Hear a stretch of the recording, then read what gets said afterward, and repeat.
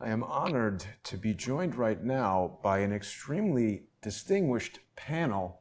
Of course, Dr. Judy Mikovits, Kent, forgive me, is it Heckenlively?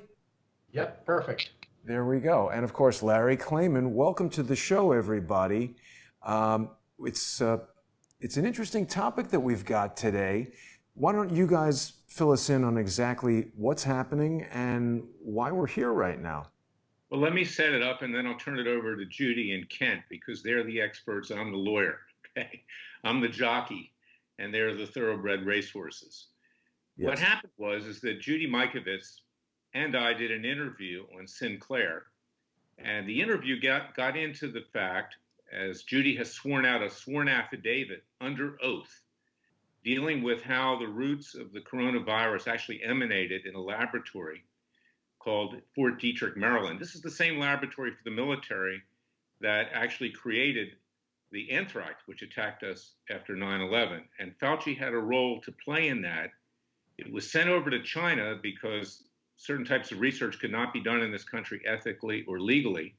Grant money was given to that Wuhan lab in China.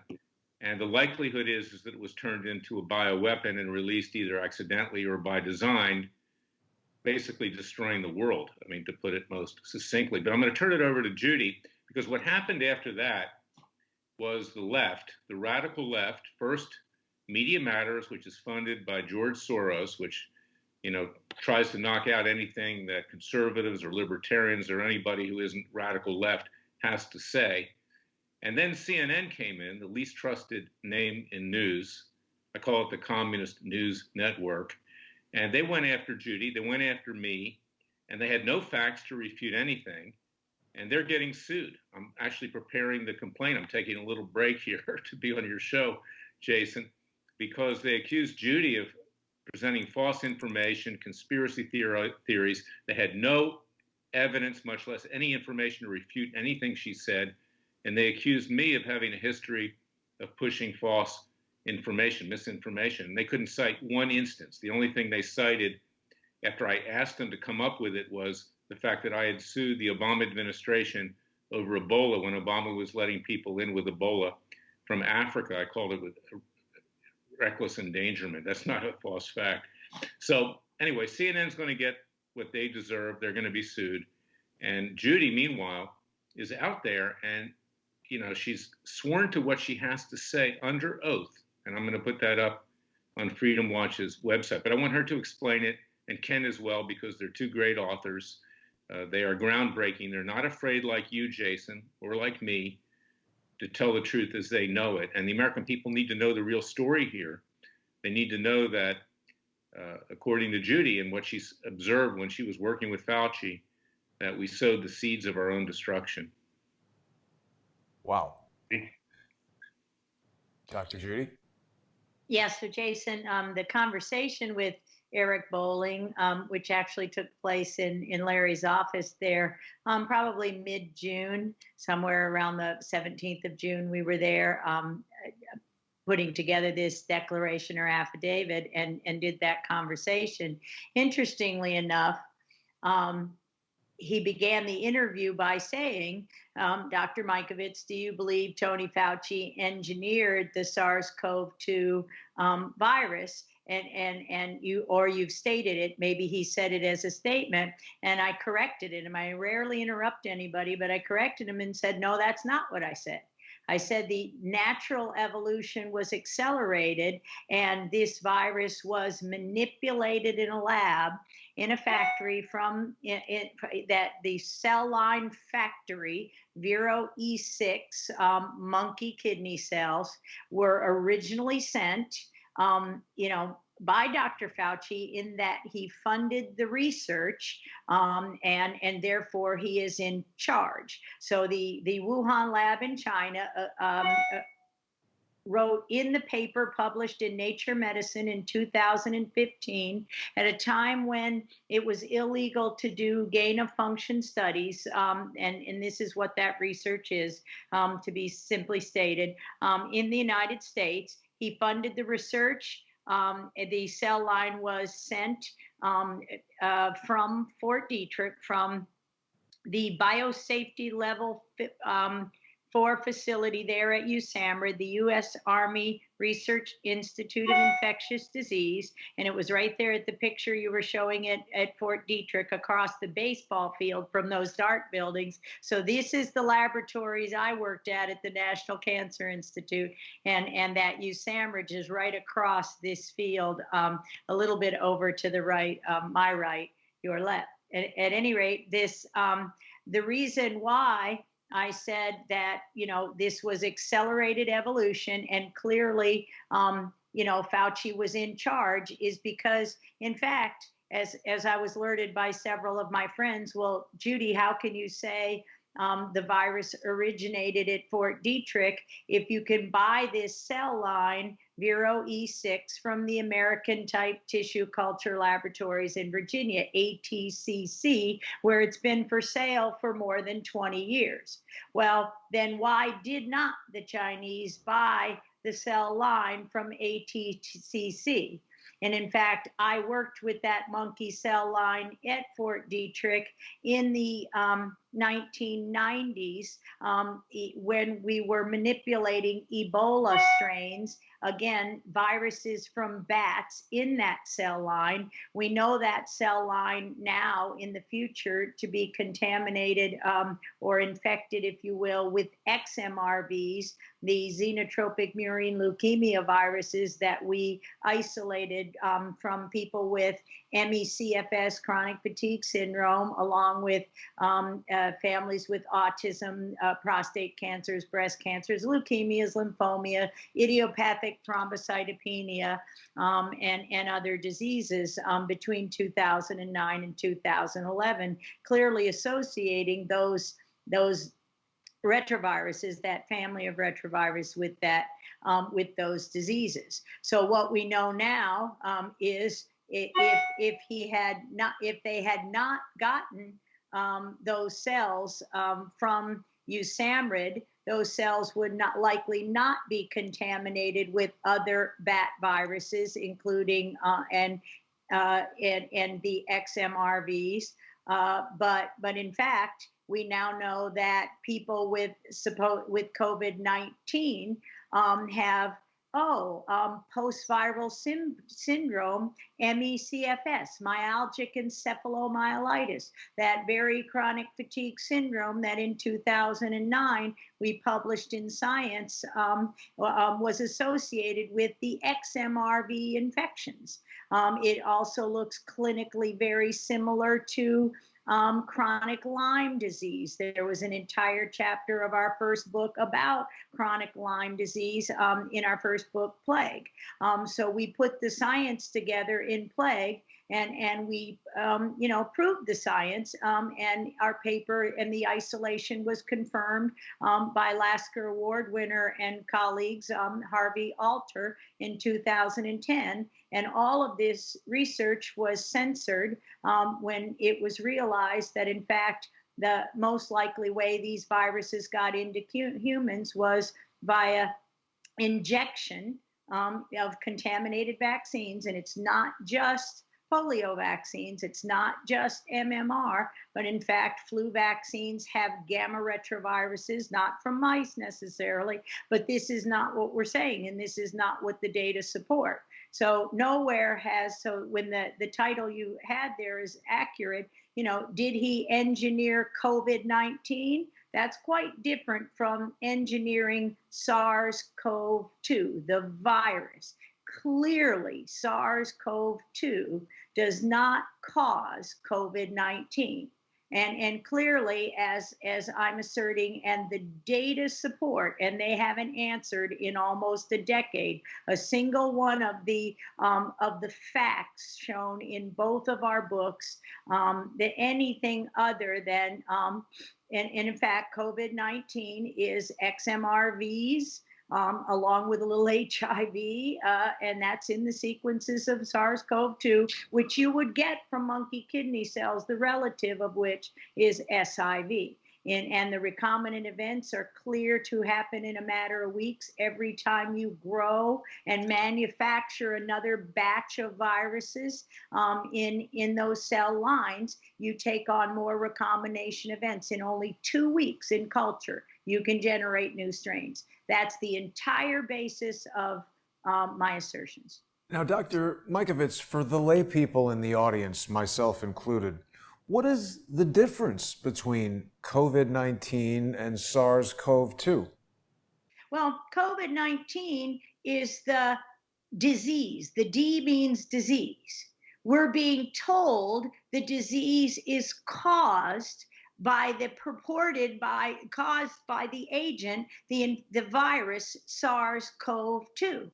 And yet there are no data to support that. The virus has not been isolated from people who die or are sickened by the disease, as we did in isolating the XMRVs and HIVs from ME/CFS patients and HIV patients, respectively, throughout the 80s and 90s.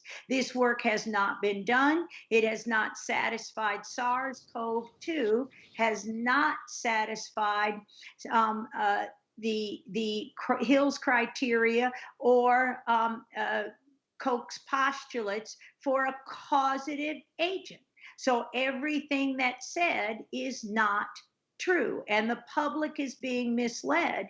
And more importantly, as Larry filed a lawsuit on June 22nd or 23rd about the masks and the toxicities and dangers of the masks, those susceptible, those with ME/CFS, those with autisms, those 6.2% of Americans who are asymptomatic carriers of XMRVs, corroborated in every single study, between 4 and 7% of the population is walking around with XMRVs that can cause severe disease and death.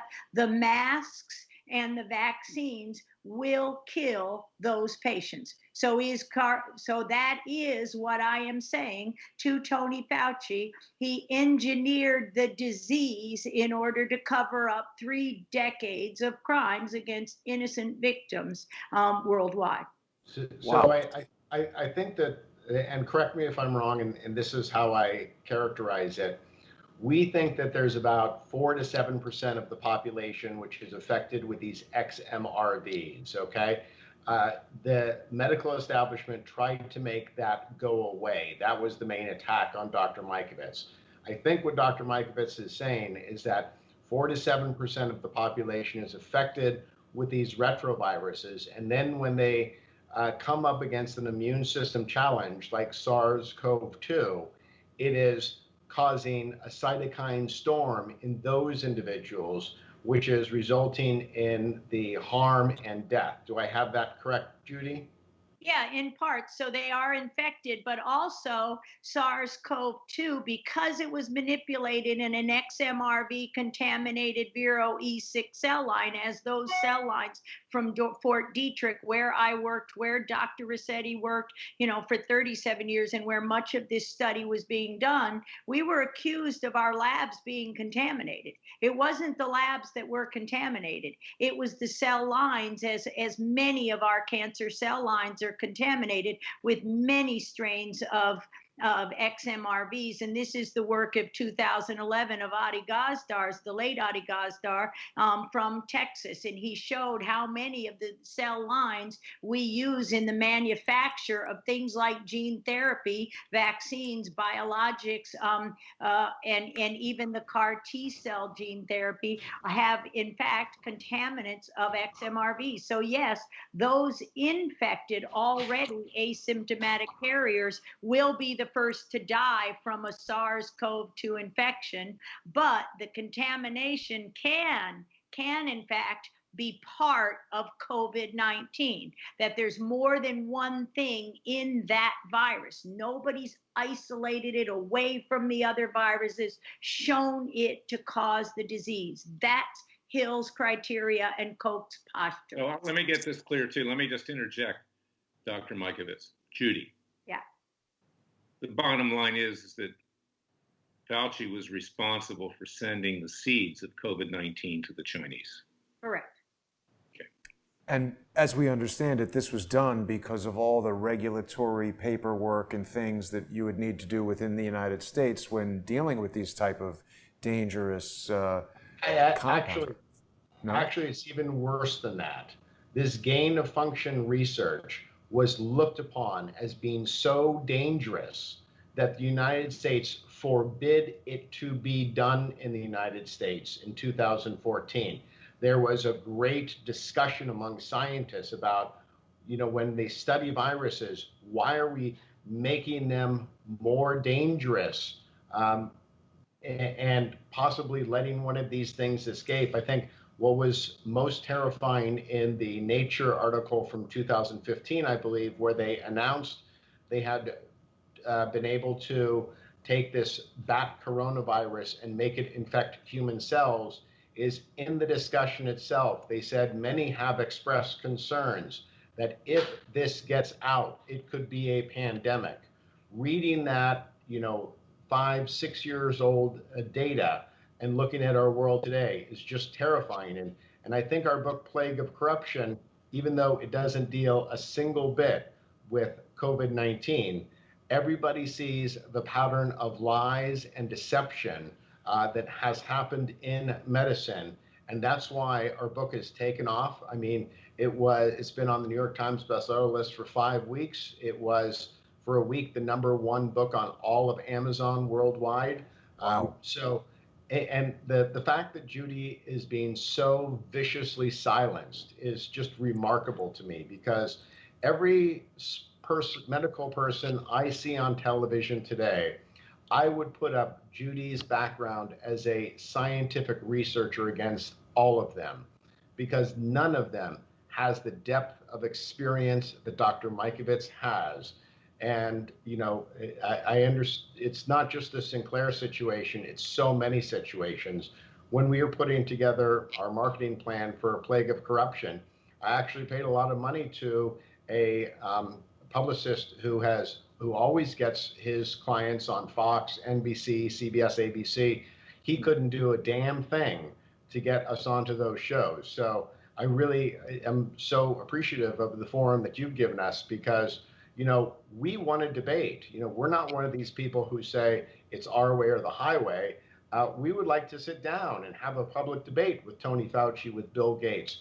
We'll talk to these people at any time, any place that they want to, but all they do is run away and hide from us. I have a feeling they fear that debate. Sorry, Larry, real quick. Kent, correct me if I'm wrong, but isn't it the case that Dr. Fauci's wife, Christine Grady, is the head of bioethics at the NIH or CDC? For human experimentation, which, when I heard that his wife, who's about a foot taller than he is, I heard that she is the head of human bioethics. I just thought, I wonder what it's like going to a dinner party at their house. Do you sit there worrying, hey, did Fauci's wife put something in the food? Is it poison? Is she gonna slip me some drug and see if I start talking crazy? Maybe they should have had her throw the first pitch out for the Washington Nationals baseball, because apparently Fauci kind of failed at that one. But let me ask this question, because this is important. Now, why is it? I can give you my view as a public interest lawyer, advocate, private lawyer, radio talk show host, columnist, author. But why is it that the left has deified Dr. Fauci? Why have they turned him into their Muhammad? I don't want to equate Fauci to Jesus, believe me, Messiah. Why have they done that? Okay, they've done it because he's allowing them to destroy not just the health of the American people, but our economy, to take President Trump down, to seize control of this country. They have no interest in Fauci, in my view.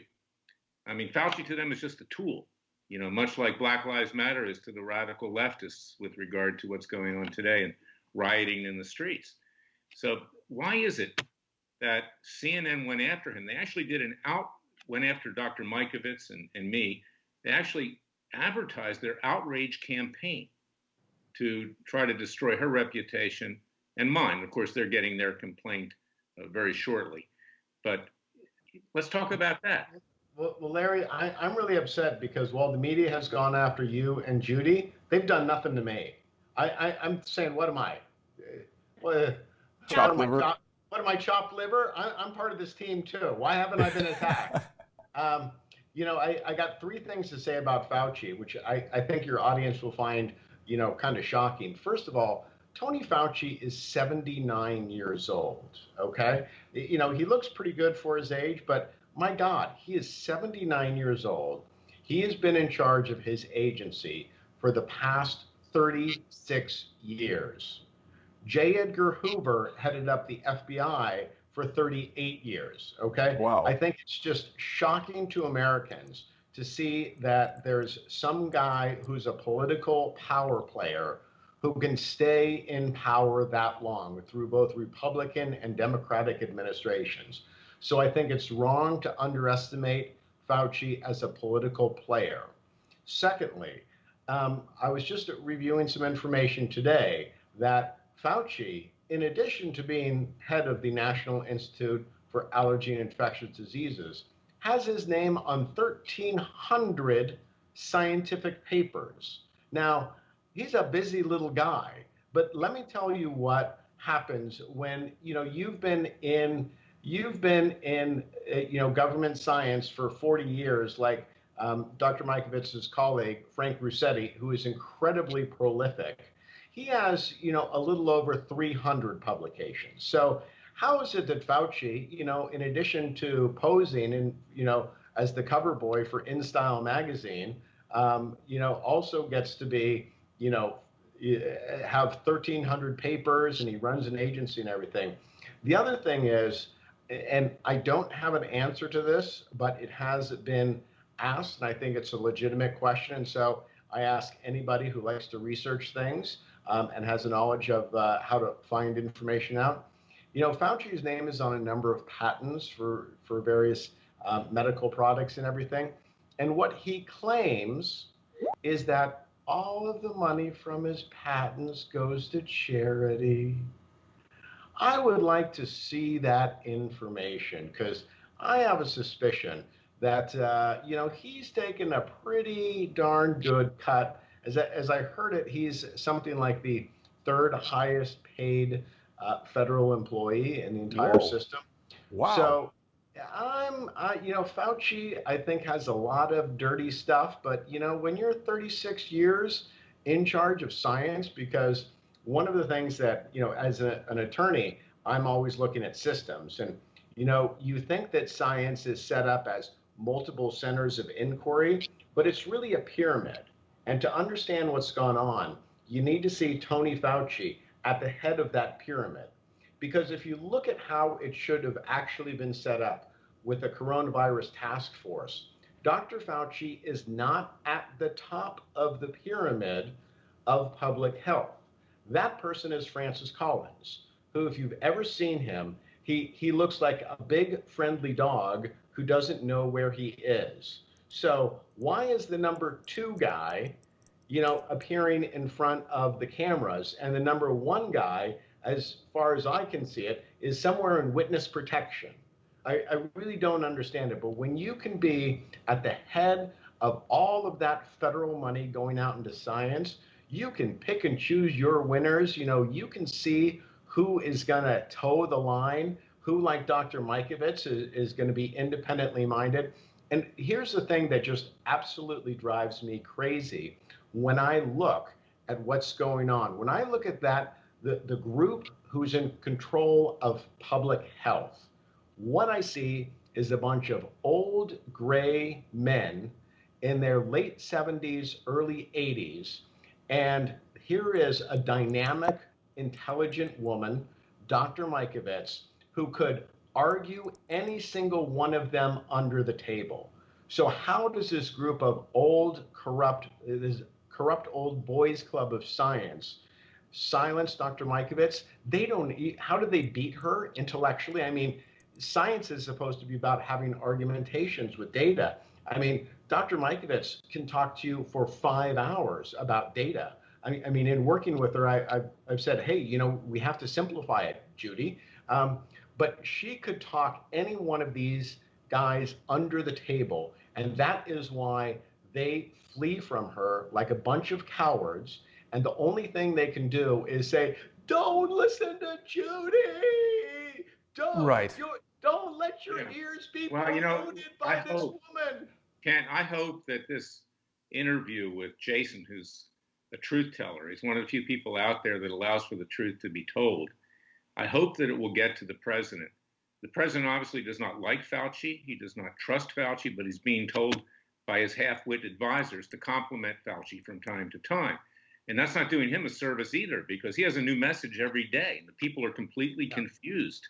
So I hope that he will meet with Judy and meet with you and read the book, maybe get him the audio version, because he probably doesn't have much time, and educate him that he's being led down the primrose path to not just his political destruction, but potentially the destruction of this country. You know, Larry, I just downloaded the audio version, and I think it's very important for people to go over to Amazon.com or perhaps another book retailer that's not controlled by the CIA and purchase the book, Plague of Corruption. Yeah, and Kent, you said something very important. Even if people are watching this and thinking, well, you know, Jason's not a scientist, Larry's not a scientist, they might doubt what we're saying, but the fact is, the very nature of science is to constantly be questioning the hypotheses and challenging the conclusions, and the very fact you basically summarized it in your comments. They haven't met with Dr. Mikovits face to face.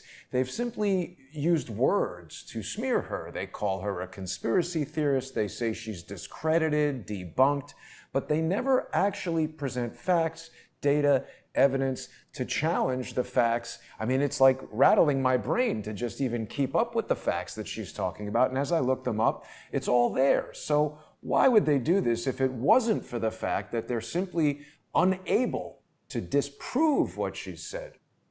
Here's here's the bumper sticker, okay? Here's the one sentence that I believe terrifies them down to the very center of their soul.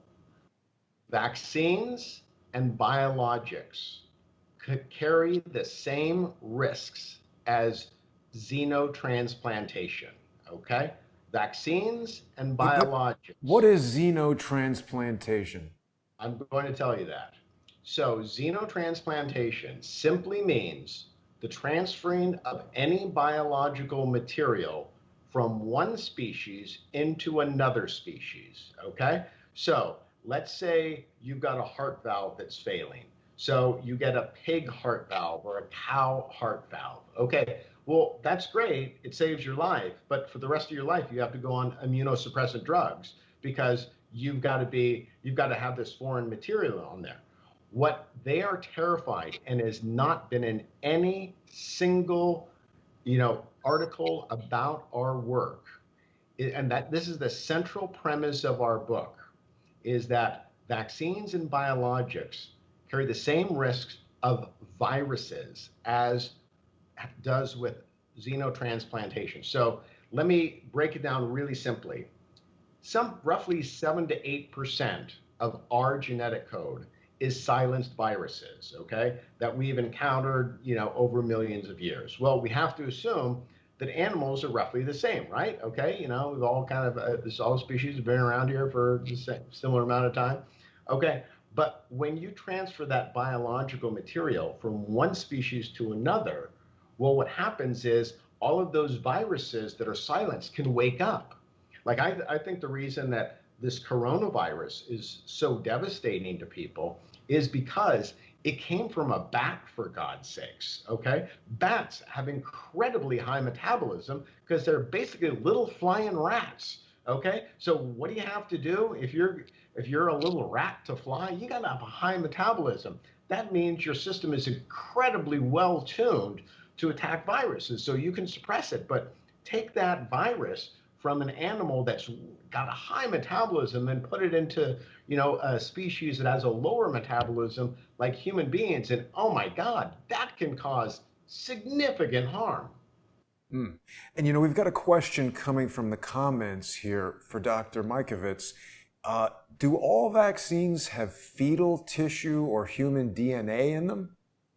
No, Jason, not all vaccines have human fetal tissue DNA, but several of the vaccines have human fetal tissue DNA. And Dr. Sherry Tenpenny and I gave a talk Monday night on John Chambers' Sarasota Patriots, which I'll share with you. And she showed slides showing which vaccines had the human fetal tissue, which vaccines had the animal tissue. And what's really important is often those vaccines are given on the same day to a single individual. So you're mixing Wow. to an immune compromise because they're under 3 years old, to immuno-incompetent, we call it host. That's an infant or a baby who has no well-developed immune system. So the opportunity for those to spread to others, to have those recombination events we discussed, it is what, in fact, we discovered in 2011. Really,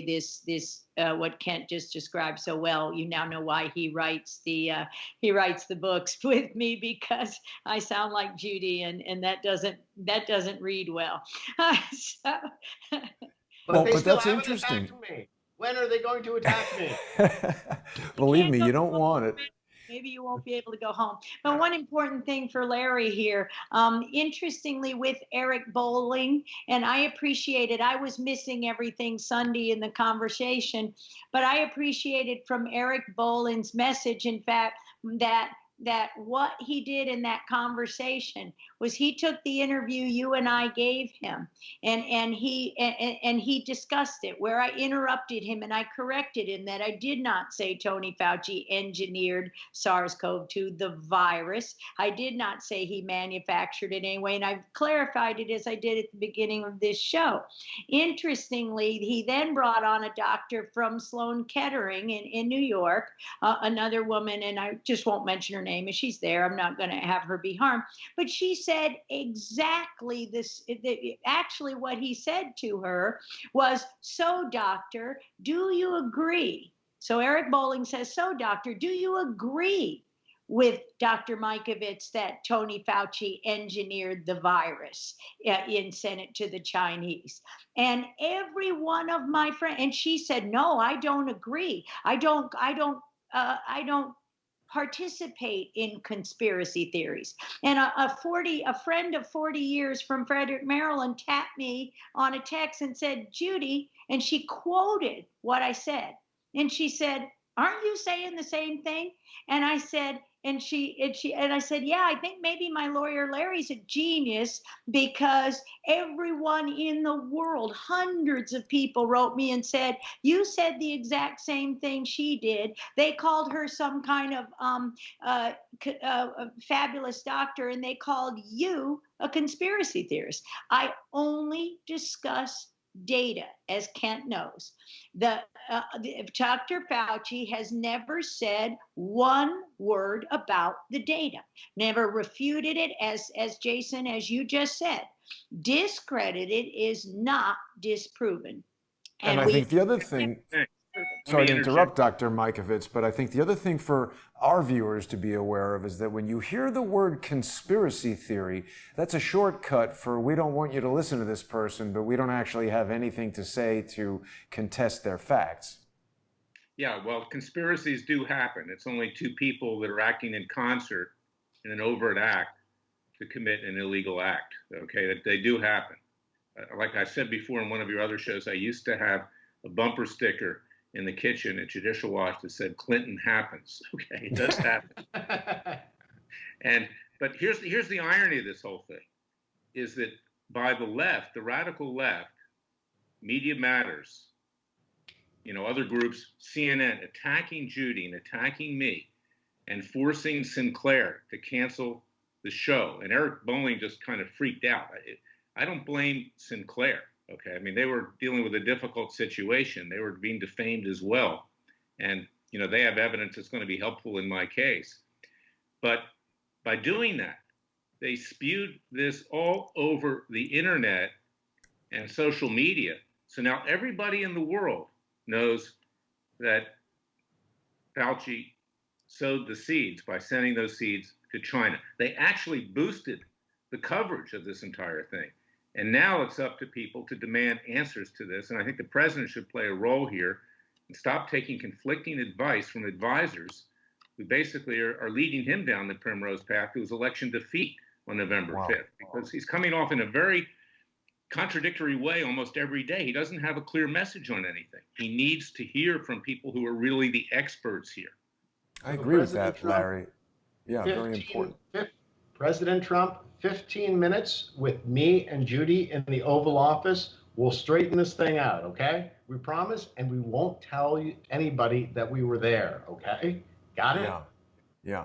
Now, Dr. Mikovits, let me ask you really quickly. Early on in the pandemic, the COVID-19 crisis, whatever we want to call it, this article in BioRx IV, I'm probably saying that wrong. This came out talking about these uncanny similarities of unique inserts in the 2019 nCoV spike protein that match the HIV glycoprotein. Now, we spoke about this in our previous interview, and you said that this wasn't necessarily genetic editing like CRISPR type stuff, but from cultivating these viruses on other mammalian cells. Is that the same kind of thing you're describing now? Yeah, it's actually the Vero E6, that's a monkey kidney cells. The origin of HIV is simian immune deficiency virus, which is harmless to the monkeys, but in humans causes AIDS, can cause AIDS in a susceptible individual. This is the argument. So just by the manufacture in Vero E6 kidney cells, you can get that recombination event that puts that envelope, and that way it gives you the gain of function is that it infects now T and B cells and monocyte macrophages, the immune cells and the immune response in the blood. And so this extends, this is gaining the function where naturally a coronavirus wouldn't infect those cells. And we see that played out clinically, as I discussed earlier. And so if I'm understanding you correctly from the layperson's standpoint, it's known that cultivating viruses in the course of vaccine research on mammalian cells can introduce viruses that affect other species into vaccines that are intended for humans, and this is making people sick in very serious ways, and that's known, but instead of figuring out some other way to make vaccines, Fauci is like hiring his wife to change the rules about ethics so that they can actually engineer viruses to do things that they don't do through their own natural evolution. Is that basically right? Correct. This is accelerated evolution. And yes, the engineering takes place in the cell line so they can play this double speak of, no, we didn't do that. But again, Jason, yeah. I'm going to make it even easier for you. Okay, so I'm a science teacher. I spent a summer at Lawrence Livermore Lab working in a virus lab, and the woman who headed up my division was named Crystal Zhang. Okay, and what she had done was she had taken a viral detection chip, and she had put the Rototec vaccine on that chip to see what was there. Okay, so that's a very common vaccine. It goes after diarrhea. That the diarrhea is a more common problem in undeveloped countries, but it's on our schedule as well. So when they put this vaccine on this viral detection chip, they found that there was an unexpected pig virus contaminating that vaccine. Okay, because some pig biological material was used in the development of it. And it was great because among a bunch of science teachers, there we were, they were doing the dog and pony show about all the wonderful things that Lawrence Livermore does. And the scientist was Dr. Paul Jackson, who's actually a great scientist. And so, stupid little me, I raise my hand and I say, Dr. Jackson, you talked about this pig virus contaminating the vaccine. Can you tell me how much more pig virus was in the vaccine rather than the target virus that you were searching for? Wow. And he said, well, there was 10 times more pig virus than the target virus. And, I'd actually said, well, I understand you took the vaccine off the market for like a week or two, and then you put it back on. Since you've got this pig virus contaminating the vaccine, aren't you worried that we're going to find that it might lead to the development of cancers after 10, 20 years because viruses can cause cancer because they exhaust the immune system? And so he goes, yeah, it would be better if we did that, but I kind of got the feeling like he was actually saying, yeah, kid, shut up, you're smart. But that decision was made above my pay grade. And so right now, Judy, if I may, Jason, I want to clear something up. You tell me if I'm wrong. In your affidavit, which you swore to under oath, which I'm going to get up on our website, I've given it to CNN to show them how false this whole thing is and others. And I've given it to Sinclair so they have it as well, and others. You state that you're not against all vaccines. You state that under oath, correct? That's absolutely true, Larry, because the definition of a vaccine and the entire thesis of my 40-year career is that we can educate the immune system in order to prevent or treat chronic disease and infectious disease, that is cancer and viruses like AIDS. And I have developed those immune therapies, those vaccines for 40 years in different forms, not injected or anything else, but the immune therapies, including interleukin-2, interferons, and many other drugs. So yes, I am absolutely not vaccines. I've dedicated my life towards preventing and treating infectious disease by modulating the immune response. Right, but the left smears you and defames you by saying you're against all vaccines and therefore you're a threat to the population, which is totally false. Now let's shift the subject a little bit because I know this interests Jason as well. We've talked about it. Is that here we have all these so-called vaccines being developed for COVID-19 in rapid fire. The Russians claim they have one already, okay?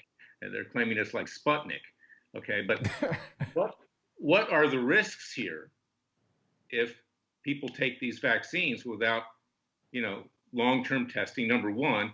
And of course, we face a situation, given the actions of governors and other government officials, where it may become mandatory that you take these vaccines. They're going to try to ram it down our throat because they think they have control and they have to serve the common good. Sound like Atlas Shrugged, the common good? Yeah. So this is an issue which I'd like to discuss, Jason, if have our experts discuss it, for the last 17 minutes of this show.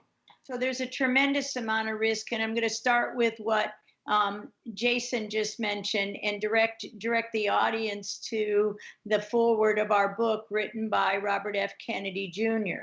Because what he does is he goes back all the way to the 30s, SV40 virus, contaminants of other vaccines, including what Kent just said with respect to the pig viruses. There are pig retroviruses, and he shows, in fact, particularly with SV40 and other things, the cancers that are caused, is the disease that are caused, that we've known this for years, and yet because the liability was removed in 1986 by the National Vaccine Injury Compensation Act. And again, it was Tony Fauci standing next to then President Ronald Reagan saying, we won't make your vaccines and we'll have another H1N1 or another pandemic if you don't take away all liability from the manufacturers because vaccines are unavoidably unsafe.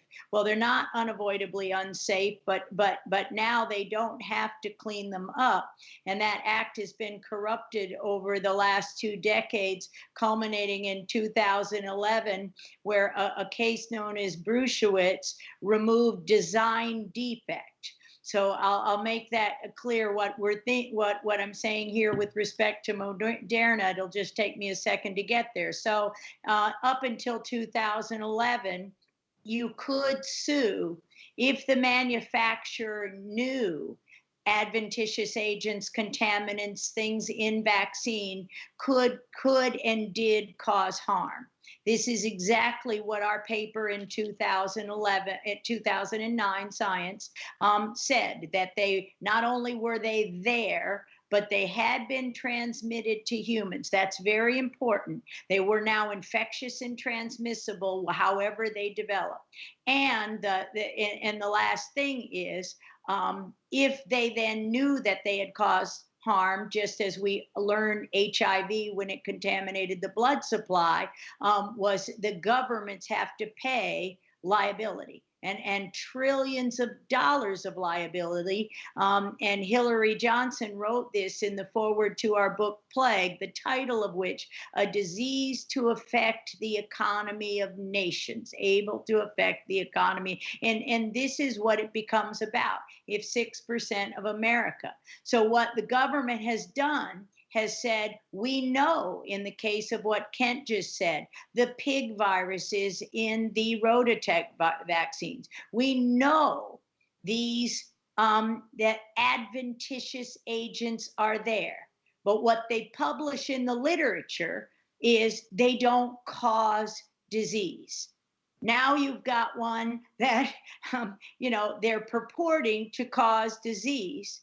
And it really is everything else. And I think it's really clear to keep going back. So how does that weigh on the Moderna vaccine or any other vaccine? When you inject, and with these RNA, these toxic particles containing the adjuvants, we're not allowed to see the content, so I can't tell you the extent of the injury. But what you are going to do is wake from dormancy and spread the infection through the bodies, the XMRVs in those 25 million Americans, HIV, and I don't know how many million Americans affected with HIV at this point in time.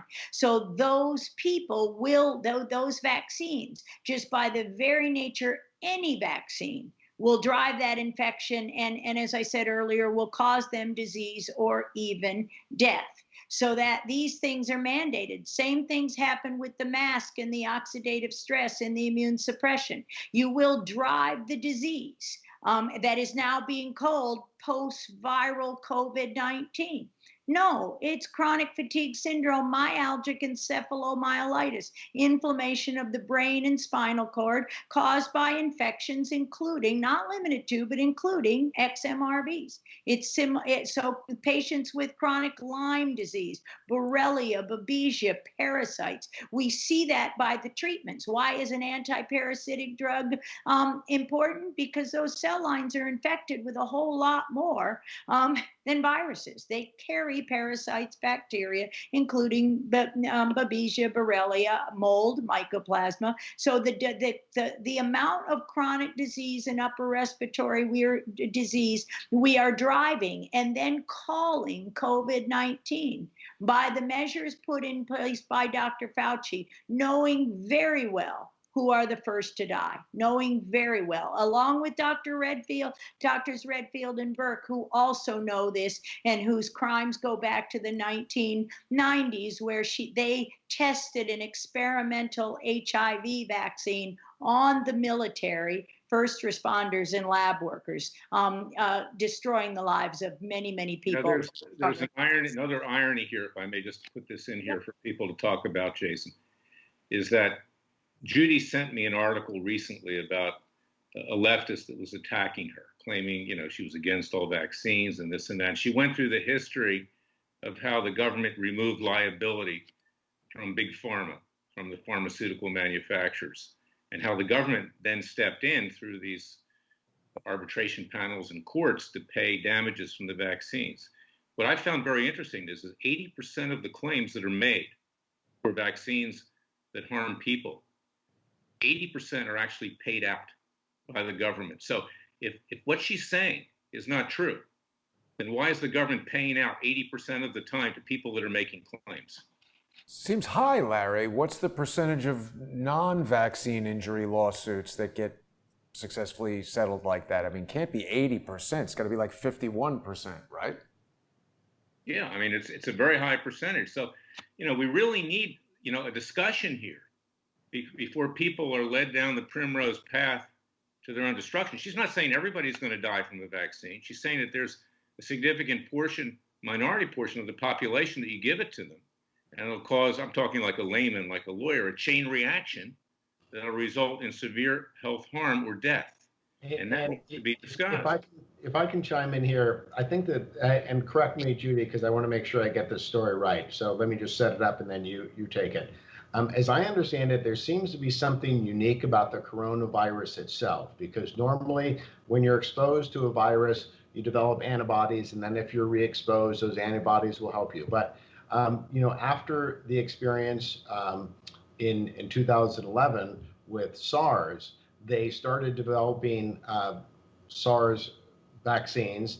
They gave it to monkeys. They detected the appropriate antibody response, and then they reinfected those monkeys. And instead of the monkeys being protected, they died. That there was a cytokine storm. Do you know much about that story, Judy? And can you speak to that? Yeah, I know a lot about that story, not necessarily only in monkeys, but from our experience in vaccine court. So what happens with the XMRVs, our research showed, is it cripples the B cell, the antibody producing cell responses. And so 13% of America actually has what's called, because of their disease, common variable immune deficiency. They can't make certain subclasses of antibodies. Also, the cells crippled by the XMRVs are the plasmacytoid dendritic cells. Sorry, I can't think of another term to say that people would understand. That make 97% of your type 1, your alpha interferon, and your beta interferon, which are critical for clearing SARS-CoV-2. So again, the only thing in that needle, or the only thing that is in that, that there's not one virus. SARS-CoV-2 pathogens rarely travel alone. So where this virus, the origin of this virus in that cell line is critical, because as I asserted, I think when we talked the last time, Jason, and Larry and I have talked about, the flu vaccine clearly drives coronavirus infections, and the most severely infected have been vaccinated for influenza, both in Italy, where the dog vaccine Flucavax was used, that had maiden Darby kidney cells, which is a dog cell line. Lots of coronaviruses in dogs, but lots of coronaviruses in chicken eggs. And again, Dr. Sherry Tenpenny and I discussed that in detail with slides. Very interesting slides she pulled up, and data that she pulled up. But what's important about, what Larry just said a minute ago with respect to our assertions and everything else is that it's not one thing in that needle. And in fact, in pandemic, what I was attacked about more than anything is even suggesting that flu vaccines drove SARS-CoV-2. And this is before we even get to a coronavirus vaccine. The government is pushing, if not mandating, vaccines on children returning to school. They're harboring those latent, silenced, dormant viruses they've been injected with since birth. And now you're going to wake them up with the mask, and you're going to inject them, and the injured know better than to get inoculated again. You're going to inject them, and you're going to drive the disease through the school because you're wearing masks. The masks don't stop the spread of the virus. The masks make you sick. My mask makes me sick, your mask makes you sick, and no mask prevents the spread of the disease. So this is going to be a nightmare, and that's why Kent and I just wrote the third book, The Case Against the Mask, why the use of masks is limited, because it's immune suppressive, it's oxidative suppressive. Those big flying rats need a lot of metabolism, and the very most injured, why Larry filed this lawsuit against Governor Newsom June 23rd, is because my husband and I both have lung disease. He's 82 with COPD. He's the most likely to die, and yet we're denied our basic rights of walking in a store and buying a bottle of water or walking outside. We're imprisoned in our home, and again, that's our basic human rights. Unbelievable. You know, it's so shocking, Dr. Mikovits. And so when you hear things coming from people like Alan Dershowitz talking about, he's basically advocating for these mandatory vaccines. He came on this show and he told me he wanted to go to the Supreme Court and argue in favor of a mandatory vaccine. Now, I'm not a lawyer, as you know, Larry, but what the hell does Alan Dershowitz know about anything medical, and why do we want him arguing for us to have to be injected with an mRNA vaccine that hasn't been tested, has never been used on humans before, and is intended to actually send messages to our cells that are going to change the genetic material that the cells are producing? Isn't this extremely dangerous, Dr. Mikovits? Absolutely, extremely dangerous. And I think Bobby Kennedy Jr. in the recent debate with Dershowitz literally gave him food for thought when Mr. Dershowitz said, well, my doctor gives me these vaccines in every year. So you're telling me the flu vaccine and the pneumonia vaccines, and you're telling me not to get it. And what Bobby said was, no, I'm telling you to do your homework and your doctor to do your homework about the dangers these vaccines provide. And then if, again, this mRNA COVID-19 vaccine is rolled out, the synergy of the injuries is going to be Mr.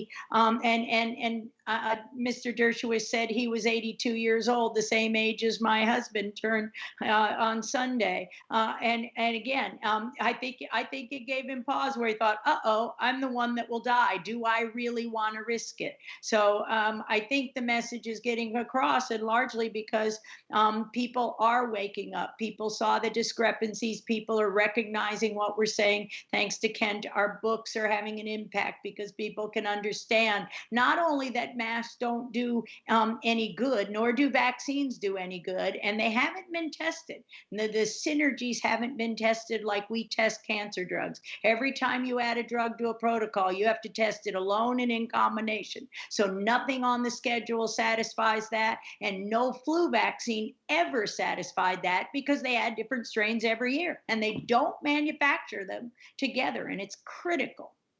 See, so even though Alan Dershowitz is against us, we're trying to save his life, Jason. Okay? So, speak for yourself. Alan, we're trying to help you. We want you to live longer. You're usually so smart, okay? But you're totally, quite honestly, he didn't do his homework. For God's sakes, go to a simple insert. Read the list of ingredients. Read the animal tissue. If you want to know if there's human tissue in there, I'll give you a little help. MRC5, WI38. So you'll see those numbers in some vaccines. That's human tissue. So think about how it's breaching the blood barrier, okay? We're designed, I think, to eat animals. That's fine. We chew, we have acids. It goes through this big process. We're not meant to inject animals or dead babies into our bloodstream. That's crazy talk. So this is the discussion that they don't want to have, because we're going to, if we're listened to, this is going to destroy a big part of Big Pharma's, business. And the other problem is, Kent, is that, look, I like the president. I support him. We need to educate him. He's a world better, I say this personally, than Biden, who's brain dead. Maybe he took a vaccine at some point and something happened bad. But the reality is these vaccines are being pushed for political reasons. Absolutely, 100%. The way the president can say, I'm doing something, I'm saving you, etc., and he won't be saving anybody if there isn't adequate research done and adequate vaccines produced. And Judy's not saying no vaccine. She's saying, we have to have vaccines done and created in the correct way. Absolutely, 100%. Yeah, and Kent, I agree with everything that you've said so far, except that Alan Dershowitz is usually very smart. I think he's a guy who is very practiced at convincing people of facts as he sees them, and I think that something like that is going on right here, because when Dr. Mikovits tells us about, and of course Robert Kennedy has spoken at great length about the Vaccine Injury Act, the indemnification of these biological and pharmaceutical companies, and we seem to be hearing the same exact thing again right now. We've got big media suppressing facts and scientific data, as Dr. Mikovits is presenting, and it's amazing how they're talking about how great Moderna and its stock are doing while simultaneously playing long segments and lots of coverage for people like Bill Gates, who want to convince us that the only way we'll get back to normal is if these vaccines can be mandatory, some chip can be injected in our hand, and just like they won't let me into the bank right now and they won't let me into the Whole Foods right now, I have a feeling once that chip becomes widespread, I might not be able to get onto an airplane without that chip. I'm not going to be able to go anywhere. Yeah, And and the why, other why thing is is, Bill, Jason, why is Bill Gates telling us that he wants to give us this vaccine, but he wants indemnification for it? I mean, Right. he's what, almost the world's richest man, maybe. And I'm sorry, he gets a pass if he hurts anybody. No. well, not only that, apparently we purchased in advance all of these vaccines. We don't even know what the vaccines are yet, but taxpayer money is being used to purchase millions, hundreds of millions of doses of these vaccines. I mean, that's insane. We're already bankrupt as it is. Yeah. I mean, we want to go under for the count finally, economically, by doling out more money for a vaccine we don't know that's going to work or is safe. I got a question for all members of the panel. I feel like we might right now be in the most dangerous moment in the history of this country. Dr. Judy, what do you think?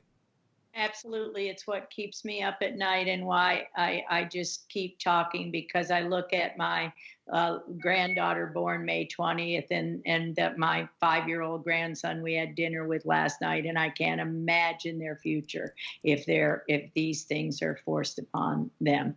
Well, and couple that with the domestic terrorists in the streets, the ultra left, the anarchists, the radical atheists, the radical of every single group trying to destroy this country and capitalizing on the fact that we're on our back. We're not just on our knees, we're on our back. And we have yet to see the worst, I think. I hate to be, Debbie Downer, so to speak, but what happens if a foreign power tries to take advantage of us, Iran or North Korea or Russia or China even more? I mean, we are wounded right now, and we're extremely vulnerable. So we better get our act together. The president better get his act together. I say that in a loving way because he hasn't had his act together. And we need to get Judy into the White House with Kent to talk to him. I'm going to send this video to Donald Jr. and others. I hope that it'll be given to the president to watch. He needs to snap out of it. I am excited by this moment in history. I think that this is just a fantastic time. I think people are waking up, and I either end up in the Oval Office or a military prison. So, it's an all or nothing kind of a scenario. Well, I mean, there's so much to be said about this. I just don't. It's very disconcerting, and I know a lot of our viewers are concerned. Is there anything else that we want to cover? I think the most important thing to know is that Dr. Judy what she says all the time is that there are therapies out there that we're not allowed to use, almost like hydroxychloroquine, okay? Right. Simple things that we could do, that if we told the truth, we could quickly deploy these things. I'm always asking Judy, how quickly could we turn things around? And she'll say, like, tomorrow, 6 months, a year. Simple. We know what to do. The stuff is out there. The science has been done. It's just forbidden from being used, like hydroxychloroquine. Let me tell you what Judy told me. She says, take a lot of vitamin C, get a lot of sunlight, and take some vitamin D, and keep your immune system up to fight it off. Yeah. And that's a very simple thing you can do. And there is one more thing I meant to ask you about that I almost forgot, because there's a similar circumstance that just came about maybe yesterday or the other day where we had basically a convention of doctors. These are medical professionals, scientists who are in the field who show up, and they are sharing important information, and yet we see this this is a conspiracy. We've got multiple major media outlets and big tech giants conspiring to suppress this message. But of course, if I call them conspirators, I'm a conspiracy theorist. Dr. Mikovits, what do you think about this? Yeah, I saw part of that tape on Monday, I believe, and yeah, the doctor was absolutely right, and it's what Larry and Kent just said.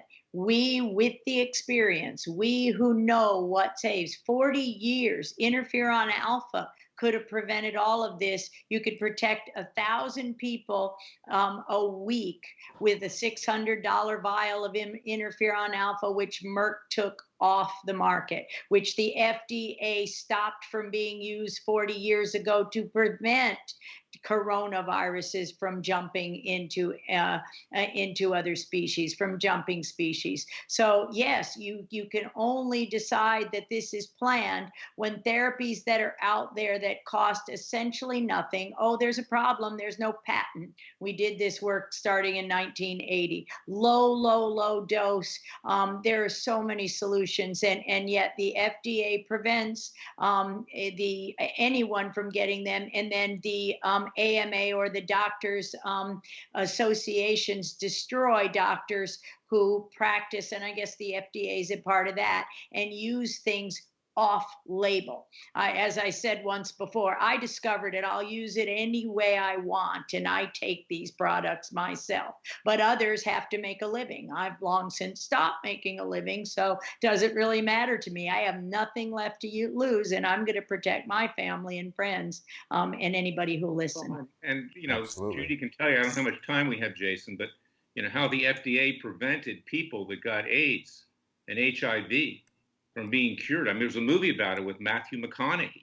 Okay, it's clear that they basically favor big pharma so they can make big profits and don't let the people get what they need. And the president's made reference to that, but then he's also made reference on the other side of the coin to the fact that the FDA is in charge of this whole thing. I mean, God forbid that they're the only entity that's in charge of this. I used to represent the FDA when I was a Justice Department lawyer. It's the most powerful agency in government. They can go into your house, they can go into your business, they can seize whatever they want at any time. Wow. Don't even need a warrant. Okay, so this is a dangerous agency that's not kept under check, and the president should keep a close watch on the FDA. That is amazing. Just one more thing on the doctors' convention at the Supreme Court. One of the doctors, I believe, challenged Anthony Fauci to take a urine test to prove that he's not using hydroxychloroquine in a prophylactic manner. What'd you think of that? Well, I missed that, but that sounds fabulous. Let's. I loved it. Well, it's really been an honor to have each of you here. I think it's very important for people to purchase the book, Plague of Corruption. We definitely want to support Dr. Mikovits and Kent in what they're doing, trying to educate everyone about the science behind all this. This is not a conspiracy theory. We've got the limited group of people here who are actually speaking about scientific evidence and research and things that make sense rather than the conspiracy theory that putting on a mask and locking yourself inside your home is going to prevent the spread of this disease. It does seem remarkable to me that they almost anticipated this second wave, and I've just reminded myself of a very important point that I wanted to raise. Early in the conversation, Dr. Mikovits, you spoke about Fort Detrick and how it was criticized for somehow being contaminated or something, and when you said that, you're kind of crossing over, at least with the news of it, crossing over into my world where social engineers like to inject these false stories. What's the real story about what was going on at Fort Detrick? Well, the real story is since the 90s, Excuse me.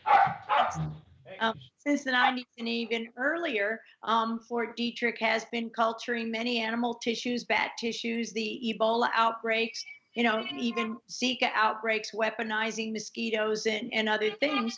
This has clearly happened at Fort Detrick. And in fact, in late 2018 and early 2019, that USAMRIID biosafety level 4 facility was actually shut down for safety issues. So how many viruses were released? So it's pretty easy to predict a second wave when you know there are lots of strains of coronaviruses that they can blame and play the same game over and over again. And the Wuhan facility was also shut down for safety violations. So I mean, I've been working with the cell lines since at that facility since the mid '90s. I did the work there, and again, it's correlated with the release of the most pathogenic Ebola of all time, which in 2014 killed 21,000 people in Sierra Leone, Liberia, and in fact, that virus was shown to be aerosolized. Ebola had never spread through the air before, at least to our knowledge. So now it's spread the same way as XMRVs. We've got contagious cancer, we've got contagious coronaviruses that infect white blood cells as well, gain of function, and we've got contagious Ebola. It's a recipe for disaster, and you can project wave after wave after wave. And the only way people will prevent it is to take off the mask, take back their rights, and never, ever get a single shot until they're cleaned up, until they're made safe. That's it. We have that right as humans, but we will lose that very soon if we don't act now. Wow. And wasn't there, you mentioned anthrax coming from Fort Detrick as well. Wasn't there some innovation with sabotage spore powder that somehow made anthrax aerosol as well? Is this something they're just doing, making dangerous viruses airborne? Yeah, well, or releasing them. And in that case, I should mention and condolences to the family of Dr. Bruce Irvin, who was actually suicided, murdered, blamed for the release of the anthrax into the mail and in 2001. Good man, knew the family. Again, he was put in that position that the chapter about the scientists who are murdered or suicided, and when they find out and refuse to renounce the truth. So it's a dangerous game, as we know. One thing, Jason, that needs to be kept in mind is that, I love this country and we want this country to be the best it can be. But correct me if I'm wrong, Judy. I mean, it's not just that Fort Detrick tries to come up with antidotes to pandemics and also bioweapons, but the United States, like other countries, also creates bioweapons. And that's, in effect, what happened with regard to this anthrax. And it gets out. And then George Bush, the dad, gives it to Saddam Hussein to use against the Iranians when there was a war. We were backing the Sunnis in Iraq at the time because the Ayatollahs had kidnapped our entire embassy, and it gets out. And then the FBI can't solve the crime, or at least they didn't want to solve the crime, and they blame two people, a guy named Stephen Hatfill and this guy Ivins, for it. They set him up just like they did Richard Jewell in Atlanta. I mean, This is an outrage. Our government set these people up, and this poor guy Ivins, was so distraught that he killed himself. Well, and I should say our book, the first chapter, Scientists at Sea, our families are threatened. I was threatened. I was set up, and I was going to take the fall for the XMRVs. But God has a sense of humor, and fortunately, we had a small boat and we escaped. So the arrest, why the false arrest was engineered, and again, this is all the Washington Post or the New York Times or Science, the journal, who actually participated in the defamation and destruction of my career with their insider opinion articles. So they told everybody what to believe about what I supposedly did when I refused to renounce the data. I can tell you, in those 5 days in jail, and when they came to my house November 9th, 2011, I should have and would have been dead. But for the fact I don't have children, I don't have family. Bruce Irvin had a number of children, a wife. They couldn't threaten my husband. He's a man of courage, and so they had nothing against us. And of course, I didn't so much as have a parking ticket on November 18th of 2011. What she's talking about is that apparently without, a warrant, without probable cause, they came in and arrested Judy to shut her up, to keep her quiet. And I guess you were in prison for about 5 days or so, and eventually. I was held in jail without bail, without an opportunity for bail, with no warrant, no crime behind a felony fugitive from justice. That was actually published in Science Insider, November 19th, 2011, by John Cohen, an article which said, we don't know. There was no warrant issued by Ventura where I lived and was taken from my home. You can't be a fugitive from justice if you're not running and you're in your home, literally having been on the beach. So when you see how the arrest was carried out, there was no warrant except for one of the federal agencies. So this is the basis for the assertions that I've made. And in fact, there was no warrant. There was no basis for the felony fugitive from justice. I was then forced to go to Reno, Nevada, and turn myself in for possession of stolen property, when on the fourth day, my husband David was extorted by Harvey Whittemore, called on the phone and say, find the notebooks or you never see her again. I was under a bail hold, and he went back in the house, and of course, he found them, and unfortunately, he didn't make a copy of them. In 2 a.m, he hurriedly ran down to the police and turned them in, where they were directly given to Harvey Whittemore, not to any lawyer, not to anything. Who do you think was behind this, Judy? Who do you think instigated your being arrested? One of the things that I think is critical is I've been on this story for 10 years now. And so through the whole Russia collusion hoax, through what General Flynn has gone through, I think the American public has been educated about how our judicial system can be manipulated. And all I can say is when I look at what happened to, General Flynn, George Papadopoulos, others, the echoes of Dr. Mikovits' story are all through there. So the misuse of the judicial system, and that's why I'm so thrilled that Larry is now representing Judy, because I think that while she may have had adequate representation, if she'd had a normal problem, it takes an attorney of Larry's caliber to understand, the machine that we're really up against. And so that's why all of that evidence that we're talking about is in our 2 books, Plague. It's detailed down to, I think that probably has like 600 footnotes in it about what happened to her and why it was wrong legally and why it was wrong scientifically. So for the media out there who just attacks Judy without having read our books, they're lazy, they don't do their homework. Everything that Judy says is backed up by data and by evidence and footnotes. So anybody who wants to know her story, it's in our 2 books.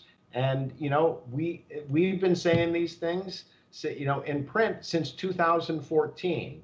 That's what really kind of gets me is, when we published in 2014, nobody said a word. It was like, even though the book was, a good seller, it continued to sell well, it sold so well that, they put it in paperback. And, if you don't sell enough hardbacks, they don't give you a paperback. So everything about Judy's story, I've been able to document meticulously. Dr. Mikovits is a remarkable documentarian of her own history. I mean, I can ask her for something from 12 years ago, and I'll get it in like 5 minutes. So everything is in there, and I just, what I've worked so hard to do is to simplify the story so that the average reader could read it. Recently, we had somebody who was just a high school graduate who wrote Dr. Mikovits and said, I think I understand the story, and gave it to her in 3 or 4 sentences. And Judy says, yep, you got it.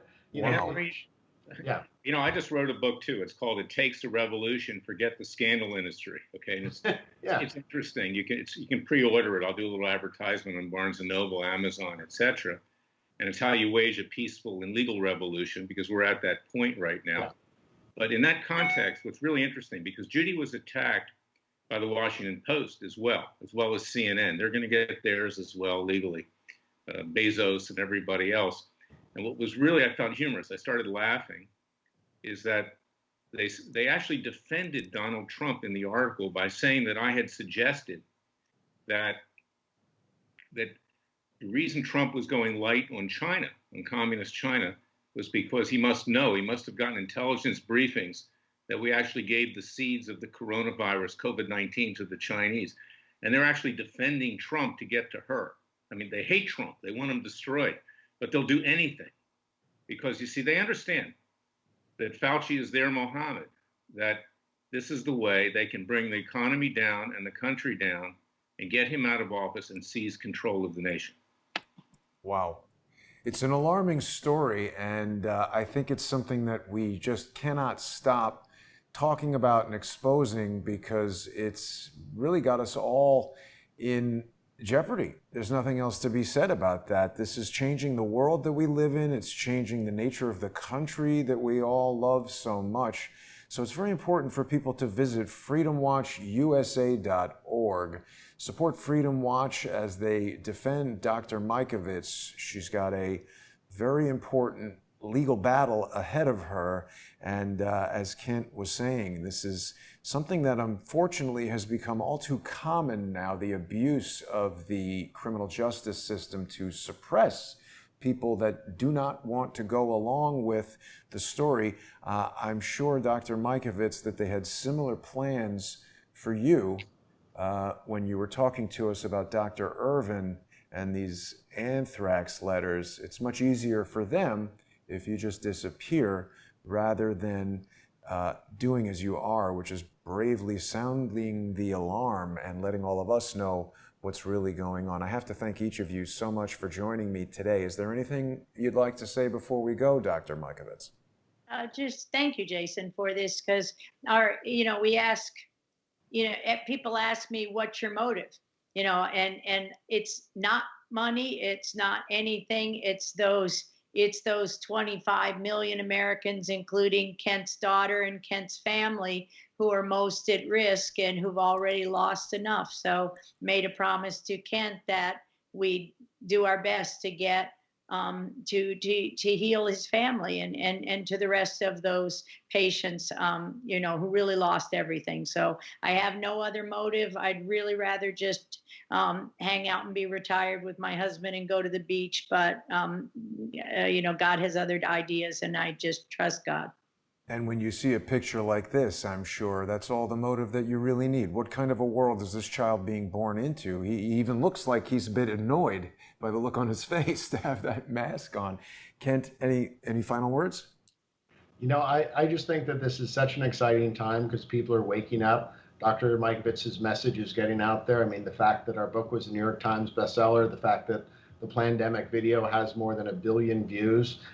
People are hungry for the truth, and as long as God allows us the ability to speak, we're going to keep speaking. Absolutely. And I believe the same thing, Jason, is that he in the end will lead us through this, but we're in for some very rough sledding, and that silent majority that's out there that's been silent with regard to what's going on with COVID-19, with regard to these domestic terrorists that are trying to destroy our country, with regard to the fake news media that's assisting them in doing it, with regard to the deep state, which has many different tentacles, with regard to the court jesters on Capitol Hill that accomplish little to nothing other than stuffing money into their own pockets, and with regard to our judiciary, who are selected by and large by establishments of both political parties and don't have the courage that what needs to be done to actually address these matters, is that this country has a lesson, and that's that we the people must rise up. We the people must save our country with God's grace.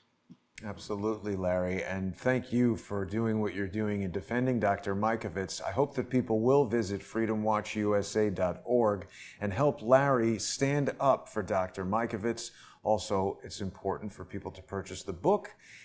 Money is not the motivation, but of course, we do need money to compete and to stay alive with these incredibly powerful forces. I want to thank my panel of distinguished guests today. And I want to remind our viewers that I can't bring you shows like this without your support. I don't have a giant corporate sponsor, so please go to subscribestar.com/crowdsourcethetruth or patreon.com/crowdsourcethetruth and become a sponsor of the show.